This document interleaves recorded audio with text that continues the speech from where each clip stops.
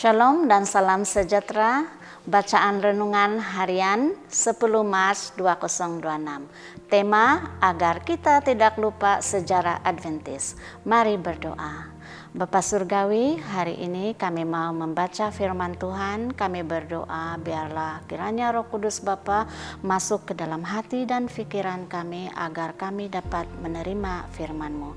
Dalam nama Yesus kami berdoa. Amin.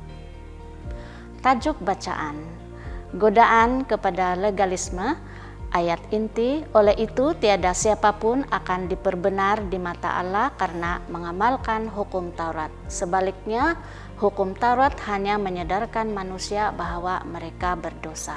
Roma 3 ayat 20. Tidak semua ajaran Joseph Bates dianggap sempurna. Walaupun kesetiaannya terhadap Sabat hari ke-7 dari tahun 1846 hingga akhir hayatnya tidak diragukan. Pemahamannya mengenai Sabat berkaitan dengan rancangan keselamatan kurang jelas. Kadangkala kapten yang baik ini sangat menekankan aspek legalistik. Melakukan perintah-perintah ini menyelamatkan jiwa. Pemeliharaan Sabat Tuhan yang suci menguduskan dan menyelamatkan jiwa. Tetapi memelihara satu atau semua 9 yang lain tampaknya tidak akan menyelamatkan.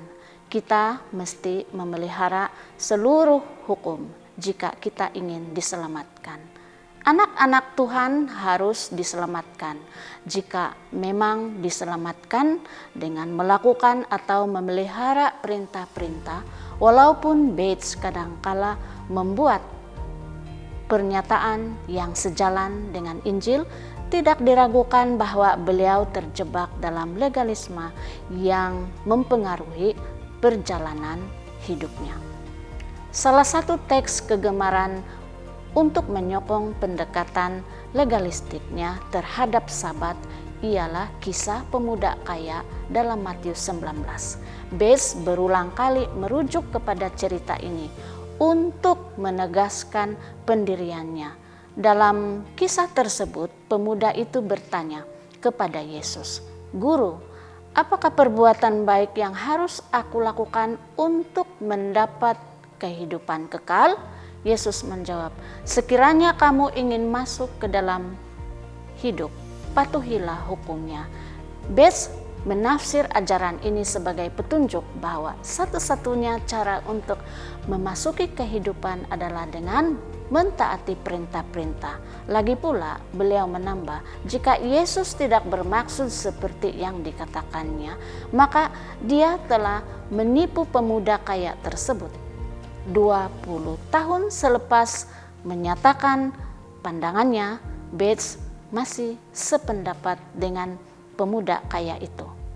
Menyimpulkan bahwa jika Anda benar-benar ingin memiliki kehidupan kekal ketika Yesus datang, pastikan bahwa Anda mentaati semua 10 perintah Tuhan. Cukup menyedihkan, pada era 1888 Uriah Smith dan G. Butler masih menggunakan Matius 19 dengan cara yang sama. Bahkan saya mengingat kajian-kajian Alkitab yang diterbitkan masih menggunakan teks itu sebagai bukti untuk mentaati perintah pada tahun 1960-an. Bagi sebagian orang, mentaati perintah masih merupakan jalan menuju kehidupan kekal.